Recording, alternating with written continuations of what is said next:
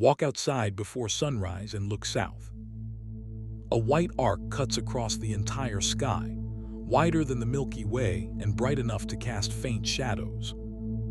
It does not rise and it does not set. Every night, the same impossible bridge hangs above Earth.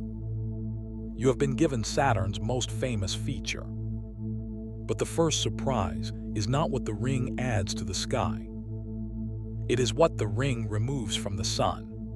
Let us make the thought experiment precise. Earth keeps its moon, its present 23.5-degree tilt, and its 24-hour rotation. A dense ring of rock and ice now circles the equator, beginning above low orbit and extending to roughly 3 Earth radii from the planet's center. It is not a solid disk.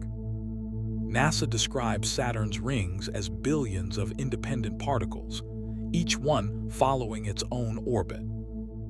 Earth's ring would be a flat traffic system made of countless tiny moons. Why flat and why equatorial? A newborn debris cloud could begin tilted and messy. Collisions between particles would remove vertical motion, while Earth's equatorial bolt would torque the surviving orbits toward the equatorial plane. The result would spread into a thin disk. Saturn's main rings extend hundreds of thousands of kilometers, yet NASA measurements put their typical thickness near 10 meters. A planetary ring can be broader than a world and thinner, in proportion, than a sheet of paper. From the equator, that geometry ruins the postcard. You would stand almost inside the ring plane, so the ring would look like a narrow, luminous line passing overhead from east to west. Travel toward 30 or 40 degrees latitude, and the line opens into a huge arch. Near the poles, you see the ring broadside, encircling the horizon like a pale ceiling. The best view would not belong to the tropics. Latitude would control how much sky the ring occupies. The ring would also change through the day. On the night side, sunlight reflected from billions of particles could make the arch conspicuous, although its exact brightness depends on composition and optical depth. Then Earth itself would block sunlight from part of the ring. A dark bite would move through the glowing band as particles enter Earth's shadow. The ring would be fixed in the sky, yet light and shadow would travel across it every night. Now follow the sunlight in the opposite direction. The ring blocks some of it before it reaches the ground.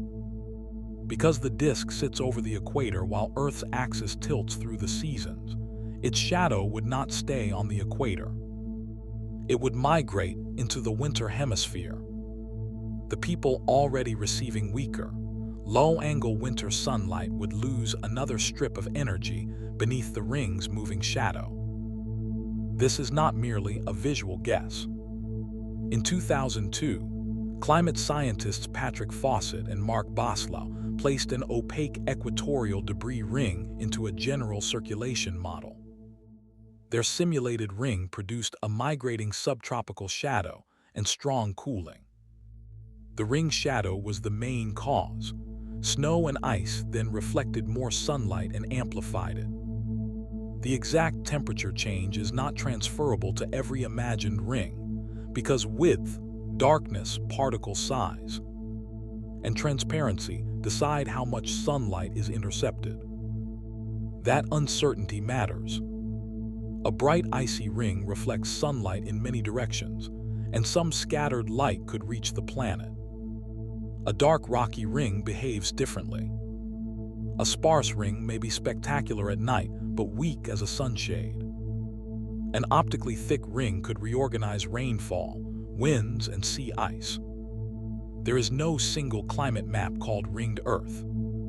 There is a family of maps selected by the ring's mass, width, composition, and age. The deepest winter effect may appear away from the equator.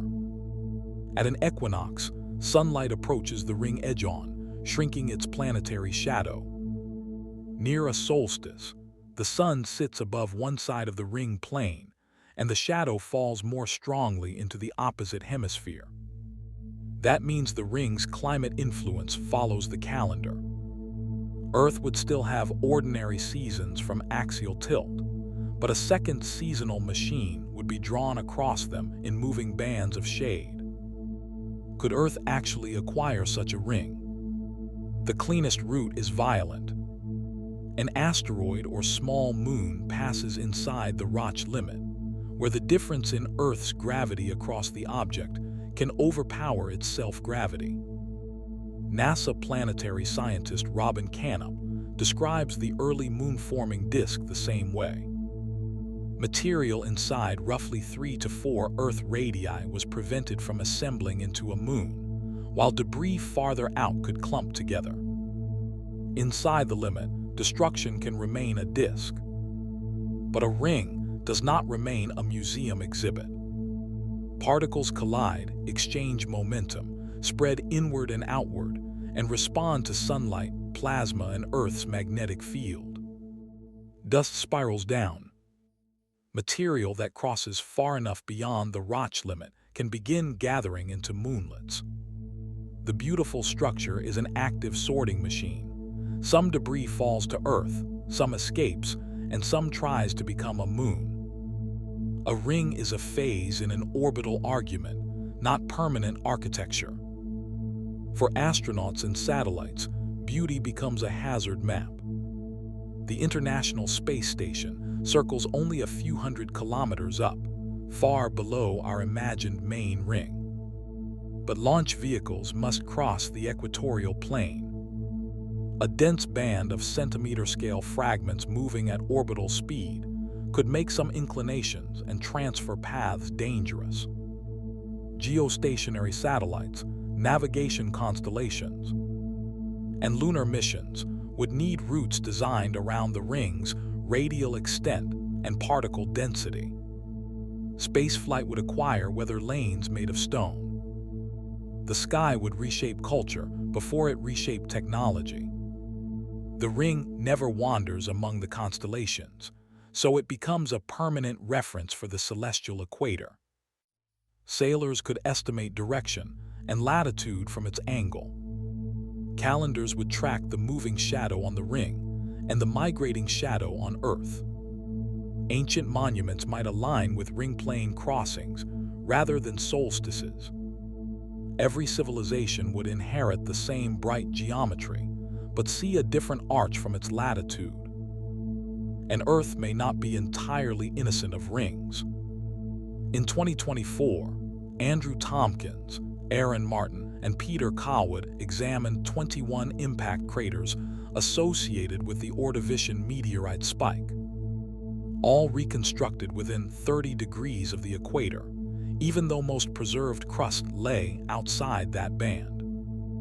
They proposed that an asteroid broke up near Earth about 466 million years ago, creating a temporary debris ring whose material later fell preferentially near the equator.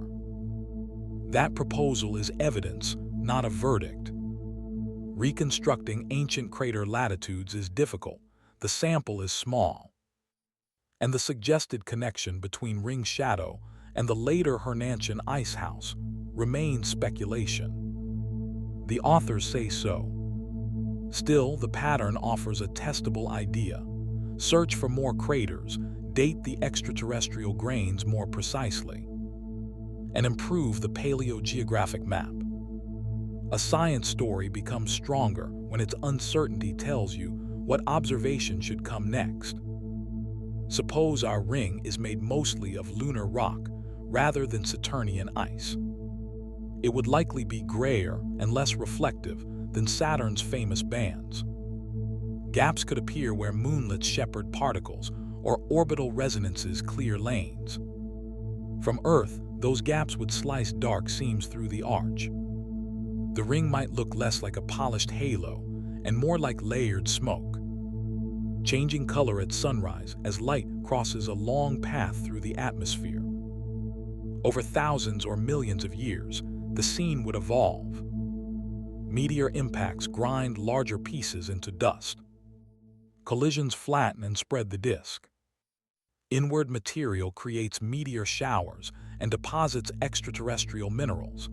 Outward material may assemble into small moons. The ring could fade, narrow, or rebuild itself into satellites. Future geologists would find a pulse of debris in sediment and ask whether their ancestors once lived beneath a sky that no longer exists. So if Earth had rings, the obvious gift would be a horizon-spanning monument visible from almost every continent. The hidden price would be seasonal shade, altered climate, dangerous orbital corridors, and a steady rain of the ring's own decay. The same particles that brighten midnight could cool a winter hemisphere. Look up long enough, and the ring stops being decoration. It becomes weather, geography, history, and a clock counting down to its disappearance. Next, imagine the opposite transformation. What if Earth lost its oceans to space?